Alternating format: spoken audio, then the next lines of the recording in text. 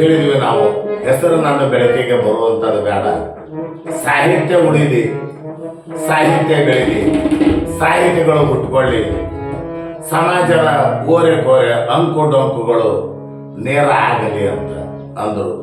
ಸಾಕಷ್ಟು ಜನ ಮಹಾತ್ಮರು ಬಂದು ಹೋದರು. ಜಗಜ್ಯೋತಿ ಬಸವೇಶ್ವರನಂತವ್ರು ಬಂದರು, ಖಾಜಾ ಮೈನುದ್ದೀನ್ ಚಿಸ್ತಿ ಅಂತವ್ರು ಬಂದರು, ಶಿಶುನಾಳ ಶರೀಫ್ರಂತವ್ರು ಬಂದರು, ಅಲ್ಲಮ ಪ್ರಭುಗಳು ಬಂದರು, ಹಾಗೆ ಕಡ್ಕೋಳ ಮಡಿವಾಳನವರು, ಬಳಬಟ್ಟಿ ರಾಚಪ್ಪನವರು ಬಂದು ಹೋದರು, ಹುಬ್ಬಳ್ಳಿ ಸಿದ್ಧಾರೂಢರು ಅಂತ ಮಹಾತ್ಮರು ಬಂದರು.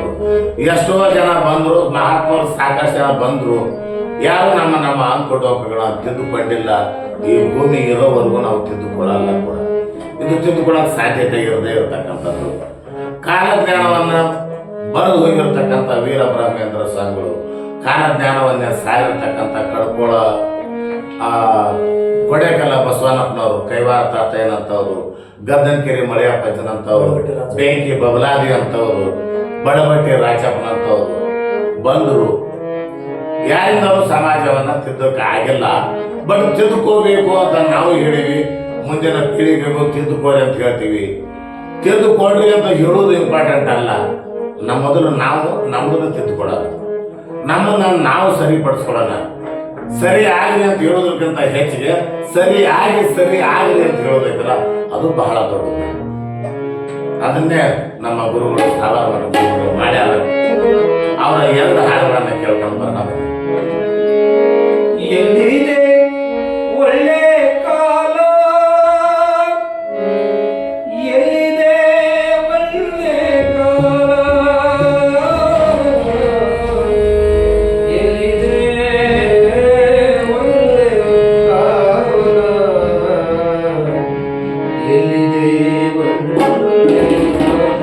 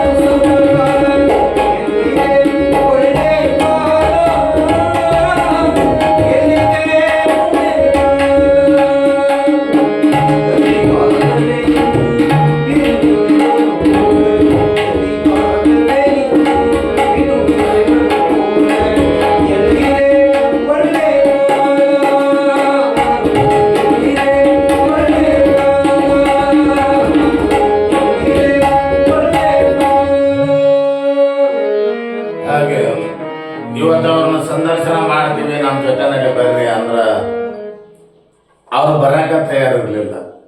ಬೆಳಿಗ್ಗೆ ನಾವು 9 ಗಂಟೆಗೆ ಬಂದು ಕುಂತೀವಿ, 12-12:30 ಆದರೂ ಅವ್ರು ಬರಾಕ್ ತಯಾರಿಲ್ಲ. ಬ್ಯಾಡ್ರಿಪ್ಪ ಅಂತಾರ. ಪುಸ್ತಕಗಳನ್ನ ಪ್ರಿಂಟ್ ಮಾಡಿರಲ್ಲ, ಅವ್ರು ಬರೀ ಅದ್ರಾಗೂ ಒಂದು ಫೋಟೋ ಹಾಕಿಲ್ಲ, ಅವ್ರು ತಮ್ಮದೊಂದು ಫೋಟೋ. ನನಗೇನೋ ಪ್ರಚಾರ ಬ್ಯಾಡ್ರಿ, ನಾವು ಅಲ್ಲೇ ಅಂತ. ಇದಕ್ಕಿಂತ ಮುಂಚೆ ನಾವು 6ನೇ ತಾರೀಕಿಗೆ ಸಂದರ್ಶನ ಮಾಡಬೇಕತ್ತಲ್ಲ, ಈಗ ಮಾಡಬೇಕಾಗಿತ್ತು. ಅವತ್ತು ಕೂಡ ಅವ್ರು ಬರಲಿಲ್ಲ. ಇಲ್ಲ ನಾನು ಬರಲ್ಲ, ನನಗೆ ಯಾವುದೇ ರೀತಿ ಪ್ರಚಾರ ಬೇಡ, ನನ್ನ ಬಗ್ಗೆ ಏನಾದ್ರು ಪ್ರಚಾರ ಮಾಡ್ಬೇಕಂತ ಅನ್ಸಿರ ಕೇವಲ ನಮ್ಮ ಸಾಹಿತ್ಯವನ್ನೇ ಪ್ರಚಾರ ಮಾಡಿಬಿಡಿ, ಸಮಾಜಕ್ಕೊಂದು ಸಂದೇಶ ಸಾರಿ ಅಷ್ಟೇ ಬಿಟ್ಟರೆ ನಾನು ತಗೊಂಡು ಏನು ಮಾಡ್ತೀರಿ ಅಂತ ಹೇಳಿ ಅವತ್ತಿನ ದಿವಸ ಕಾರ್ಯಕ್ರಮ ರದ್ದಾಯಿತು. 6ನೇ ತಾರೀಕಿಗೆ ಮಾಡೋಕ್ಕಾಗಲಿಲ್ಲ. ಕೊನೆಗೆ ನಾ ಬೆಳಿಗ್ಗೆ 9 ಗಂಟೆಗೆ ಬಂದು ಕುಂತೀನಿ, 3 ತಾಸು ಕುಂತ್ರು ಅವ್ರು ಬರಾಕ್ತಾ ಇಲ್ಲ. ಬೇಡ ಬಿಡ್ರಿ, ನನ್ನ ಬಗ್ಗೆ ಯಾಕೆ ಪ್ರಚಾರ ಮಾಡ್ತೀರಿ, ಬೇಡ ಬಿಡ್ರಿ, ನನ್ನ ನೋಡಿ ಜನ ಮಾಡುವಂಥದ್ದು ಏನೈತಿ, ಆ ಸಾಹಿತ್ಯವನ್ನು ನೋಡ್ಲಿ, ಆ ಸಾಹಿತ್ಯ ನೋಡ್ರಿ. ನನ್ನ ಮೇಲೆ ಅಭಿಮಾನ ಇತ್ತಂದ್ರ ಆ ಸಾಹಿತ್ಯದ ಪ್ರಕಾರ ಅವ್ರು ನಡ್ಕೊಂಡ್ಬಿಡೋನು, ಅವ್ರ ಆ ಥರ ನಡ್ಕೊಂಡ್ಬಿಟ್ರೆ ನನ್ನ ಸಾರ್ಥಕ ಆಗುತ್ತ ಅಂತಕ್ಕಂಥ ಮಾತಾಡಿ 3 ತಾಸು ತನೂ ಬರಲಿಲ್ಲ. ಅವರು ನಿರಂತರ ಕಾಡಿ ಮತ್ತೊಬ್ಬರನ್ನ ಕರ್ಕೊಂಡು ಹೋಗಿ ಕರ್ಕೊಂಡು ಬಂದಾರ. ತಮ್ಮಲ್ಲಿ ಒಂದು ವಿನಂತಿ ಮಾಡ್ತೀನಿ, ಮುದ್ದೇರವಾಡ ತಾಲೂಕು 4 ವಾರ್ಡದಲ್ಲಿ ಇರ್ತಾರ, ಸಾಕಷ್ಟು ವಯಸ್ಸಾಗಿದೆ, ಆರೋಗ್ಯವಾಗಿದ್ದಾರೆ. ಆ ಕಡೆ ಯಾರಾದ್ರೂ ಸುಮ್ಮನೆ ಅಕಸ್ಮಾತಾಗಿ ಹೋದಾಗ ಏನೂ ಬೇಡ, ಜಸ್ಟ್ ಒಂದು ವಿಸಿಟ್ ಕೊಡ್ರಿ, ಹೆಂಗದೀರಿ, ನಿಮ್ಮ ಸಾಹಿತ್ಯ ಕೇಳಿವಿ, ನಿಮ್ಮ ಸಾಹಿತ್ಯದ ಪ್ರಕಾರ ನಾವು ನಡ್ಕೊಳಕತ್ತೀವಿ, ಅದನ್ನ ನಾವು ತಿಳ್ಕೊಂಡಿವಿ, ನಮ್ಮ ತಪ್ಪುಗಳನ್ನು ನಾವು ತಿದ್ದುಕೊಂಡಿವಿ ಅಂತ ಇದ್ರು ಹೋಗಿ ಒಂದು ಭೇಟಿಯಾಗ್ರಿ. ಅದಕ್ಕಿಂತ ಒಂದು ದೊಡ್ಡ ಪ್ರೀತಿ ನಿಮ್ಮದು ಜಾಸ್ತಿ ಇದ್ರೆ ಕೇವಲ 15-20 ರೂಪಾಯಿ ಒಂದು ಹಾರ ಸಿಗುತ್ತೆ, ಒಂದು ಹಾರ ಹಾಕಿ ಕೈ ಕುಲಿಕೆ ಬರ್ರಿ. ಅವ್ರು ಬರೆದಿರ್ತಕ್ಕಂಥ ಸಾಹಿತ್ಯ ಒಂದು ಬೆಳಕಿಗೆ ಬಂದೈತಿ. ಬಟ್ ಅವ್ರಿಗೂ ಒಂದು ಅಭಿಮಾನ, ಜನ ನಮ್ಮನ್ನು ಗುರುತಿಸಿದರು, ಜನ ನಮ್ಮ ಬಗ್ಗೆ ಒಂದು ಅಭಿಮಾನ ಇಟ್ಕೊಂಡಾರ, ಪ್ರೀತಿ ಇಟ್ಕೊಂಡಾರ ಅಂತಕ್ಕಂಥ ಒಂದು ಅಭಿಮಾನ ಅವ್ರಿಗೂ ಬರಲಿ. ಇಲ್ಲಿಗೆ ಭಾಗವನ್ನ 4 ಮುಕ್ತಾಯ ಮಾಡ್ತೀನಿ. 4ನೇ ಕೊನೆಯ ಭಾಗ ಅಂತ ಹೇಳಿದ್ದೆ, ಇನ್ನೊಂದು ಹಾಡಿನ ಮುಖಾಂತರ ಮುಕ್ತಾಯ ಮಾಡೋಣ ಅನ್ಸುತ್ತೆ. ಯಾಕೋ ಭಾಗ 4 ಸಾಕಾಗಲಿಲ್ಲ, ಇನ್ನೊಂದು ಭಾಗ ಮಾಡಬೇಕು ಅಂತ ಅನಿಸ್ತು. ಭಾಗ 5 ಮುಂದುವರಿಸ್ತಾ ಇದ್ದೀನಿ.